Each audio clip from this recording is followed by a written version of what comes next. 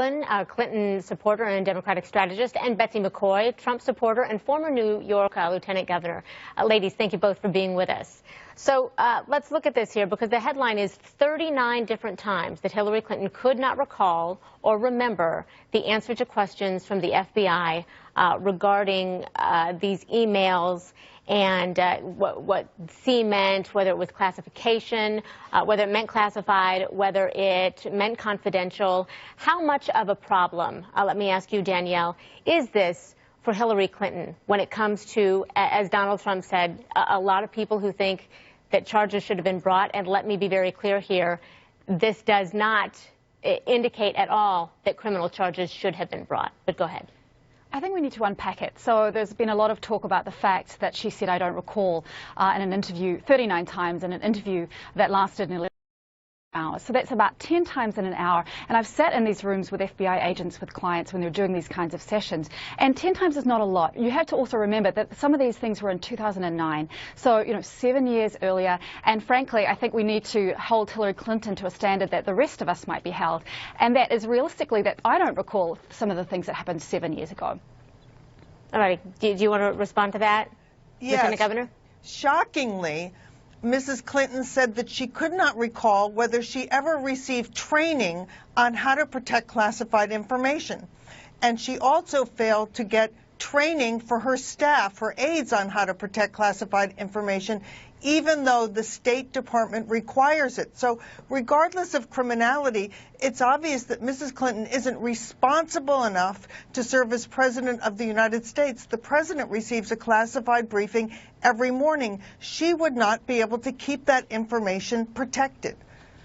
Let me ask you, Danielle, RNC Chair Reince Priebus came out calling this release a devastating indictment of Hillary Clinton's honesty and judgment. This is hitting her in a place where she is very, very vulnerable with voters. Does this give enough credence to that assertion? I mean, could it cost Hillary Clinton votes?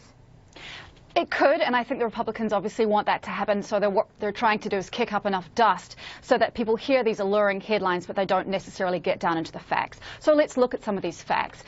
There were 68 email chains out of 30,000 that contained classified information.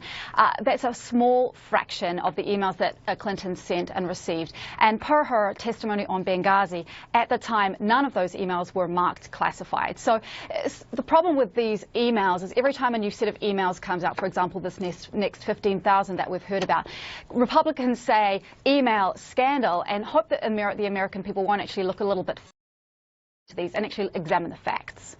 Okay, Hillary Clinton's been trying to explain this email controversy for more than a year, for nearly 18 months at this point. Lieutenant Governor, I mean, does this controversy still have life because the explanation just doesn't seem solid, or is it because her opponents continually want to keep this as a headline? No, it goes to the very basic issue. Is she capable, is she responsible of taking on a huge job like running the United States government? After all, Mrs. Clinton has never run anything except the State Department, and her track record there obviously is very tainted because she has left it in such chaos with so many doubts about the confidentiality of the information that was passed from one diplomat or one aide in the State Department to the other. And it goes to something bigger than that. We basically have a contest here between someone who has earned her living as a blabber, giving speeches and earning speech fees and writing books about herself, versus someone who has built 185 businesses and manages them effectively. So it's the builder versus the blabber, and it seems quite obvious that Mrs. Clinton probably couldn't run a lemonade stand. She doesn't seem to have the capability of knowing what her staff is doing and whether she and her staff are complying with regulations to protect the mission of her department. Okay, Lieutenant Governor, I want to get this last question out here because there is an article in the New York Times this morning talking about tensions between Donald Trump and the RNC, particularly after the immigration speech that he gave in Phoenix earlier this week.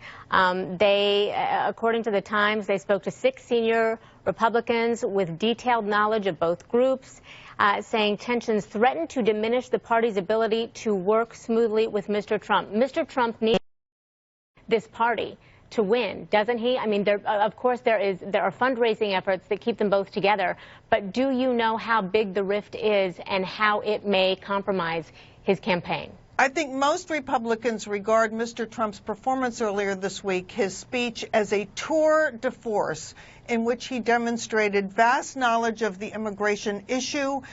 He analyzed the flaws of the current policy, and he told Americans that he would give them an immigration policy that protects Americans from serious crime and from the strained resources that they're experiencing right now because of unlimited illegal immigration. Danielle, I want to give you the last word.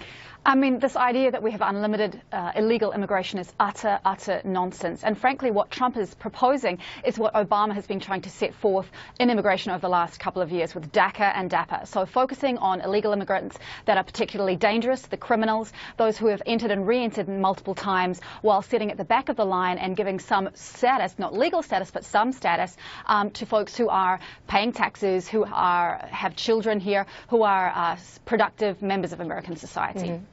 Daniel McLaughlin and Lieutenant Governor Betsy McCaughey, we appreciate both of you ladies.